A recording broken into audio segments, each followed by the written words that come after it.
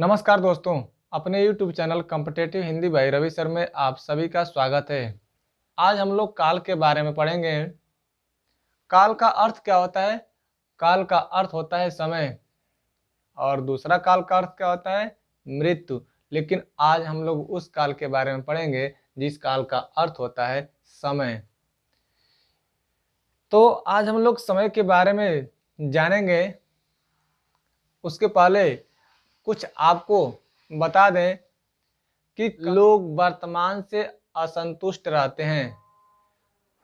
उसी तरह से आज के जो वृद्ध लोग हैं, जो वृद्धावस्था के बुजुर्ग लोग हैं, वे इस वर्तमान से असंतुष्ट रहते हैं और वे हमेशा भूतकाल की बातें किया करते हैं। यानी उनके समय में क्या था, कैसे था, किस तरह से लोगों का संस्कार, आचार, व्यवहार, यानी सब कुछ वे अगर दो चार लोग मिल जाएंगे तो आपस में केवल अपनी बीती हुई बातें पर ही वे अक्सर चर्चा करते रहते हैं।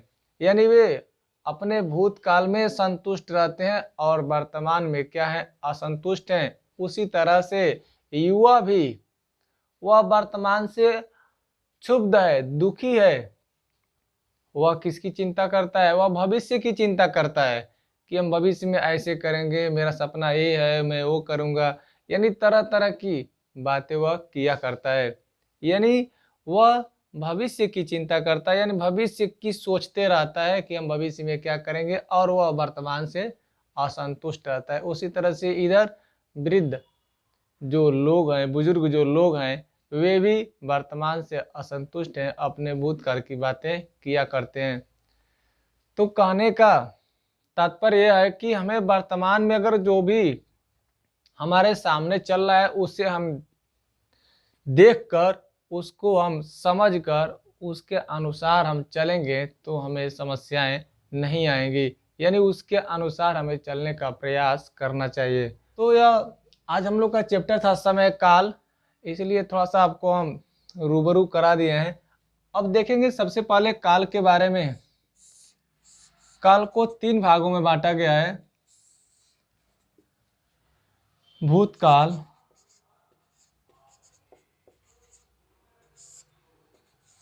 दूसरा वर्तमान काल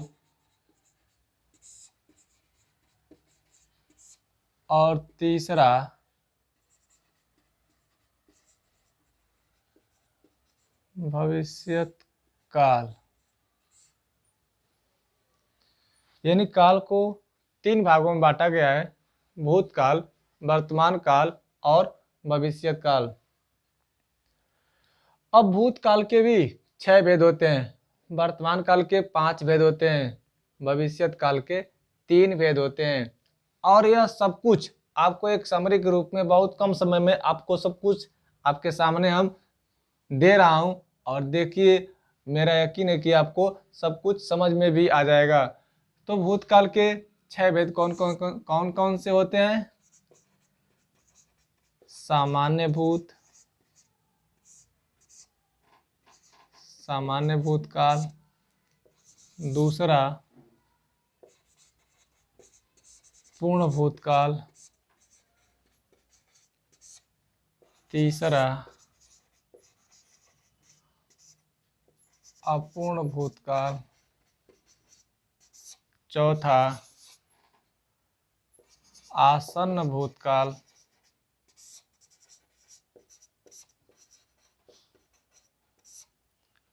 पांचवा संदिग्ध भूतकाल,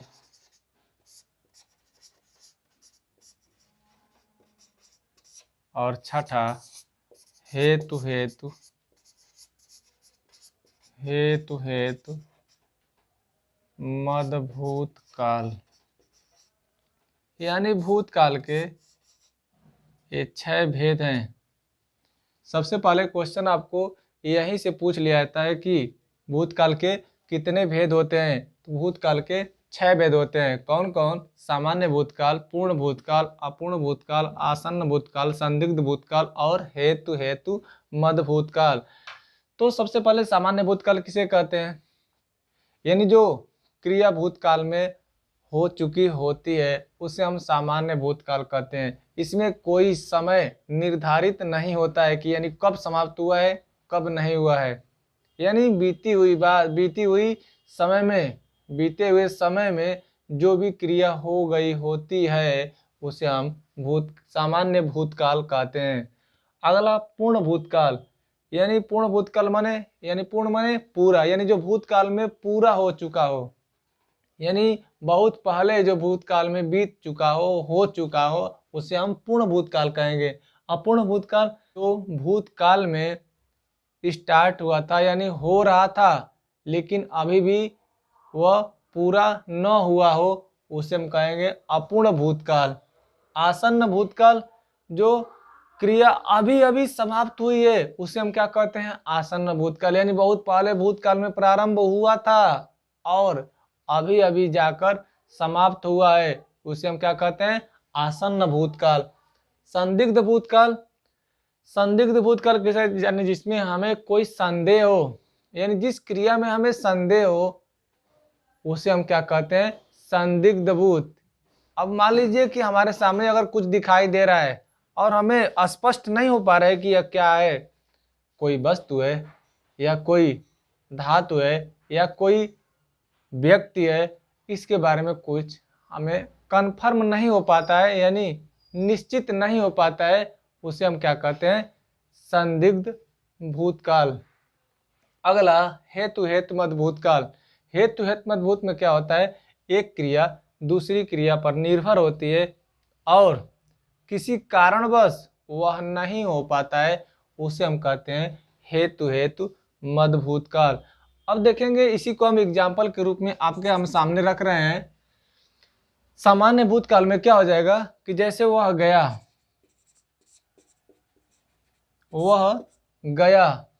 इसका एग्जाम्पल है कि वह गया, यानी वह कब गया है इसके बारे में भी कुछ बताया नहीं गया है। यह सामान्य भूतकाल है कि वह गया, इसमें आपको पहले ही बताया गया है कि इसमें कोई निश्चित समय नहीं होता है। तो वह गया यानी कब गया है इसका कोई निश्चित समय नहीं दिया गया है। जैसे वह आया, वह स्कूल गया, तो यानी कब गया है उसके बारे में कुछ निश्चित पता नहीं हो रहा, लेकिन यह है कि यह भूतकाल में हो गया है। अगला है पूर्ण भूतकाल। पूर्ण भूतकाल क्या होता है कि यानी जो क्रिया भूतकाल में पूरी हो चुकी हो उसे हम क्या कहेंगे पूर्ण भूतकाल। जैसे अब इसी सेंटेंस को रूप में लिख लेंगे तो वह गया था, यह क्या हो जाएगा पूर्ण भूतकाल हो जाएगा कि वह गया था, यानी पूर्ण में क्या होता है था थी थे जोड़ दिया जाता है। अगला अपूर्ण भूतकाल। अपूर्ण भूतकाल में क्या होता है कि जो क्रिया भूतकाल में हो रही थी लेकिन अभी भी पूरा न हुआ हो उसे क्या कहेंगे अपूर्ण भूतकाल। जैसे वह गाना गा रहा था, क्या कर रहा है कि वह गाना गा रहा था, यानी वह भूतकाल में गाना प्रारंभ किया था।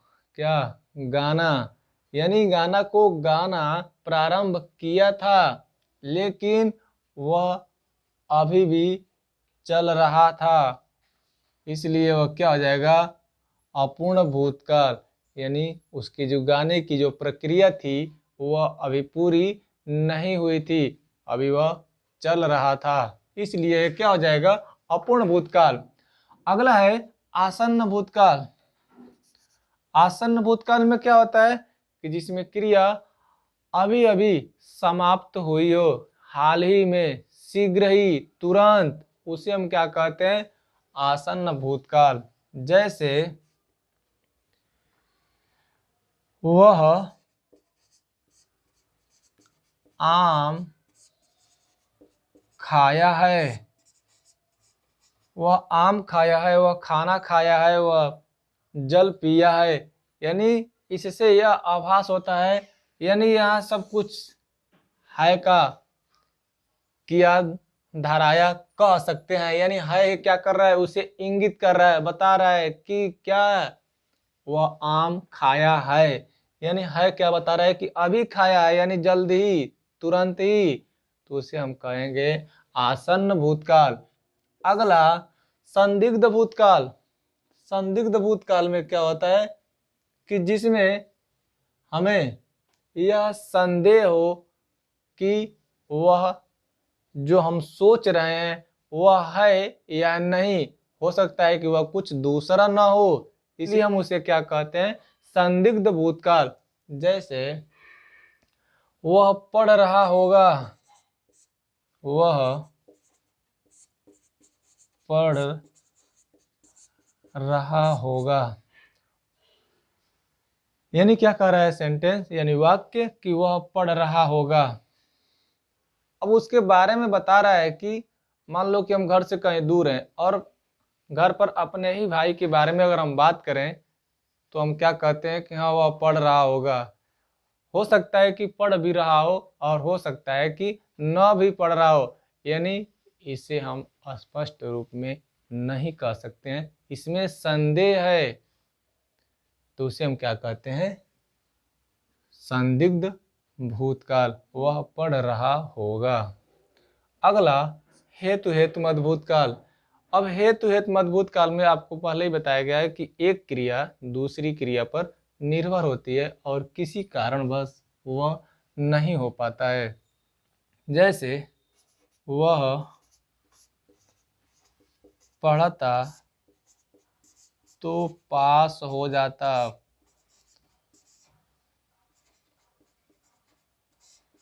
कह रहा है कि वह पढ़ता तो पास हो जाता, तो पहली क्रिया क्या है, पढ़ना, और दूसरी क्रिया क्या है, पास हो जाना।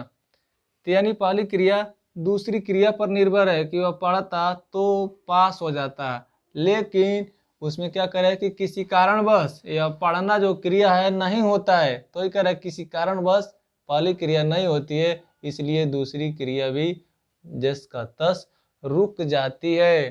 तो ही कह रहा है कि वह पढ़ता तो पास हो जाता, यह क्या हो जाएगा, हेतु हेतु मद भूतकाल। आशा है कि आपको यह भूतकाल समझ में आ गया होगा। यानी इससे क्वेश्चन सबसे पहले किस तरह से बनेंगे कि भूतकाल यानी काल के कितने भेद होते हैं, काल के 3 भेद होते हैं, भूतकाल, वर्तमान काल और भविष्यत काल। और भूतकाल के कितने भेद होते हैं, भूतकाल के 6 भेद होते हैं। यही आपसे क्वेश्चन पूछ लेगा कि भूतकाल के कितने भेद होते हैं, तो भूतकाल के कितने भेद होते हैं, 6 भेद होते हैं। और उन 6 भेद में क्या है, सामान्य, पूर्ण, अपूर्ण, आसन्न, संदिग्ध और हेतु हेतु मदभूत। इसको हम अगर याद करना है 3-3 का पेयर बना लें और इसे आसानी से हम याद कर सकते हैं, सामान्य पूर्ण अपूर्ण, सामान्य पूर्ण अपूर्ण, और दूसरा में क्या हो जाएगा, आसन्न, संदिग्ध और हेतु हेतु मदभूत। अब इसी क्रम में हम दूसरा देख लेंगे वर्तमान काल। वर्तमान काल को भी 5 अलग अलग प्रकार बताए गए हैं। इसमें भी क्या है, सामान्य वर्तमान, पहला क्या हो जाएगा, सामान्य वर्तमान, दूसरा पूर्ण वर्तमान, तीसरा संदिग्ध वर्तमान, चौथा तात्कालिक वर्तमान, चौथा क्या हो जाएगा, तात्कालिक वर्तमान, और पांचवा संभाव्य वर्तमान।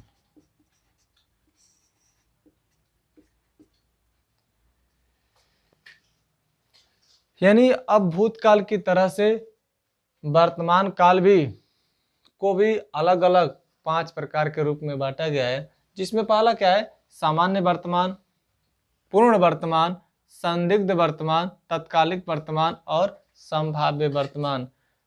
तो यहाँ भी सामान्य वर्तमान में क्या होगा कि जो सामान्य रूप में, सामान्यतः यानी साधारणतः वर्तमान काल में जो क्रिया हो रही हो उसे हम क्या कहेंगे, सामान्य वर्तमान।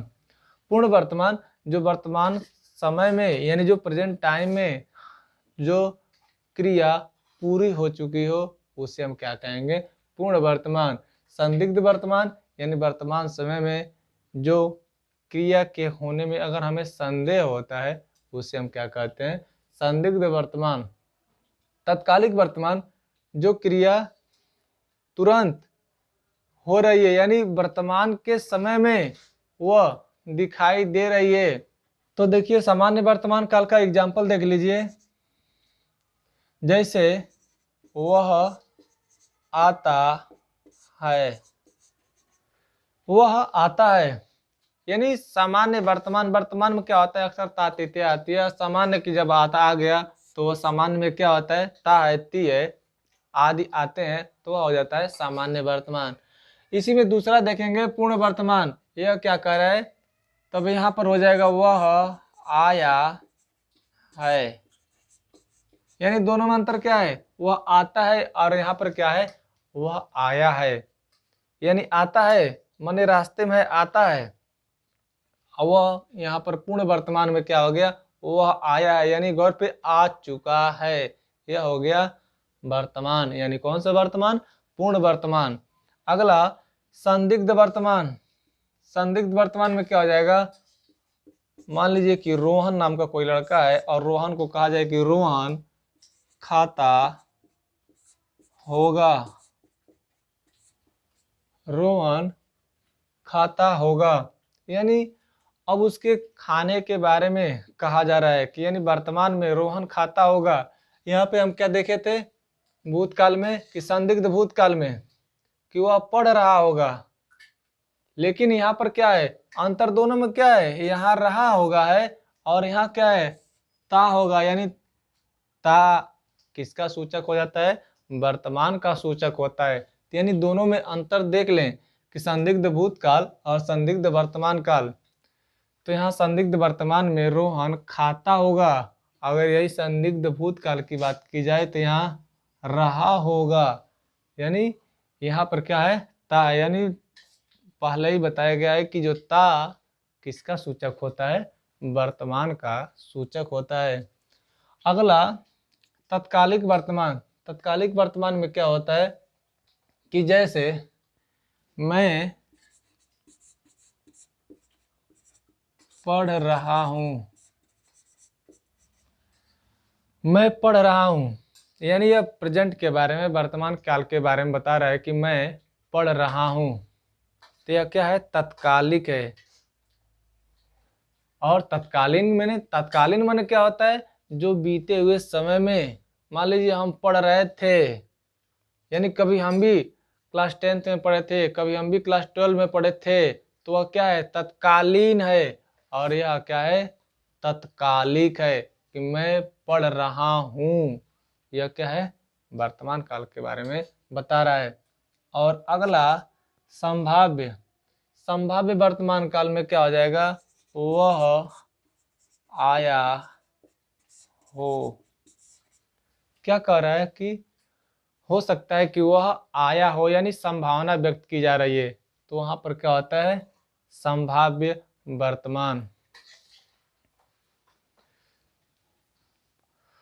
अब देखिए अगला भविष्यत काल के बारे में। अब भविष्यत काल को भी 3 भागों में बांटा गया है। भविष्यत काल को 3 भागों में बांटा गया है, जिसमें पहला है सामान्य भविष्यत, दूसरा संभाव्य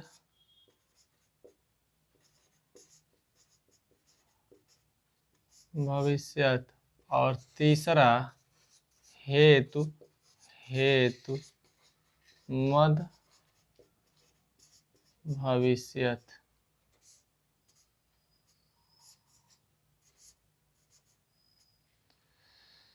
यानी भविष्यत काल को 3 भागों में बांटा गया है, सामान्य भविष्यत, संभाव्य भविष्यत और हेतु मद भविष्यत। जिस तरह से हम लोग भूतकाल, वर्तमान काल पढ़ते हुए चले हैं, उसी तरह से यह भी है। यह क्या है? सामान्य भविष्यत, यानी जो क्रिया सामान्य रूप में भविष्यत काल में यानी आने वाले समय में होने वाला हो, उसे हम सामान्य भविष्यत काल कहते हैं। दूसरा संभाव्य भविष्यत, यानी जो क्रिया आने वाले समय में होने वाली है, उसके बारे में हम जो संभावना व्यक्त करते हैं, वह संभाव्य भविष्यत है। और हेतु हेतु मद भविष्यत, जो कि हम लोग भूतकाल में पढ़े हैं, हेतु हेतु मदभूत, उसी तरह से यह भी है हेतु हेतु मद भविष्यत, यानी इसमें भी एक क्रिया दूसरी क्रिया पर निर्भर होती है। सामान्य भविष्यत में कि वह घर जाएगा, वह घर जाएगा, यह क्या हो गया? सामान्य भविष्यत हो गया, यानी आने वाले समय में वह घर जाएगा। कह रहा है कि वह घर जाएगा, यानी आने वाले समय में वह घर जाएगा, यानी भविष्यत की बात की जा रही है। संभाव्य भविष्यत में शायद कल वर्षा हो। क्या कह रहा है कि शायद कल वर्षा हो, यानी अब कल के बारे में बता रहा है कि हो सकता है कि कल वर्षा हो, लेकिन वो उसके बारे में यह कुछ निश्चित नहीं है, कुछ कंफर्म नहीं है कि शायद वर्षा कल हो भी सकती है और नहीं भी हो सकती है। उसे कहते हैं संभाव्य भविष्यत, यानी जिसके बारे में संभावना व्यक्त किया जाए। संभावना कभी हो भी सकता है और कभी नहीं भी हो सकता है। और हेतु हेतु मद भविष्यत में क्या होता है कि जैसे व्यायाम